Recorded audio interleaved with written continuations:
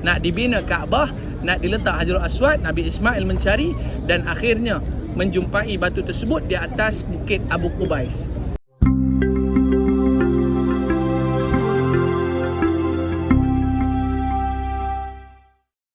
Akan tuan-tuan ni bangunan apa? Istana apa? Okey, ni menara yang mana memang dia buat ni untuk raja dia orang. Ya, lambang kemegahan Saudi ni sendiri. Sebab apa? Ya, diceritakan bahawa inilah bukit yang pertama diciptakan oleh Allah SWT. Jabal apa dia? Jabal Abu Qubais. Ya, diciptakan oleh Allah SWT. Jabal Abu Qubais ni tuan-tuan, kita nak cerita dua je peristiwa penting dekat Jabal Abu Qubais ni. Peristiwa pertamanya tuan-tuan adalah berkaitan dengan Hajarul Aswad. Ya.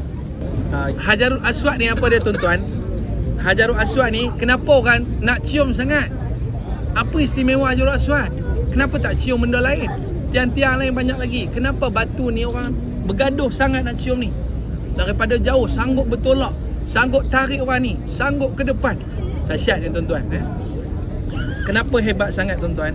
Sebab apa? Sabda Nabi SAW yang mana batu ini diturunkan daripada syurga berwarna putih, berubah menjadi hitam disebabkan dosa anak Adam. Ya tuan-tuan, dia turun putih.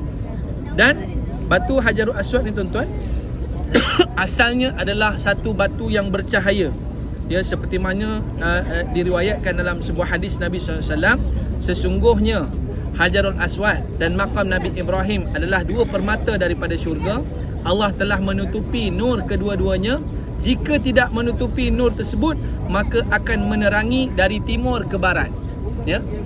Dan tuan-tuan yang dirahmati Allah Subhanahu Wa Taala sekalian, kenapa Allah turunkan batu Hajarul Aswad ni? Kenapa? Ya, sebab ketika mana Nabi Adam alaihi salam, ya, yang mana Nabi Adam ni daripada syurga diturunkan ke bumi disebabkan apa? Ya, memakan buah larangan syurga. Diturunkan ke bumi. Ya, dan Nabi Adam menyesal dengan perbuatan tersebut. Dan Nabi Adam merasakan sangat rindu kepada syurga. Tuan-tuan, ni perasaan yang perlu kita ada. Kita perlu rasa rindu pada syurga. Macam mana kita nak rasa rindu pada syurga? Kita pun tak masuk lagi, betul tak? Ya. Cuba kita bayangkan satu tempat yang mana kita ni dah pernah pergi, tempat yang seronok, kita pun rindu nak pergi. Hatta kita dah pernah pergi Mekah, rindu nak pergi Mekah lagi. Ini kan pula syurga. Syurga lagi-lagilah kita akan rindui. Dan oleh sebab itulah Allah SWT menurunkan Hajarul Aswad itu turun. Dan di saat itu, saat zaman Nabi Nuh AS, Nabi Nuh AS berlakunya banjir besar, Allah mengangkat kembali Hajarul Aswad.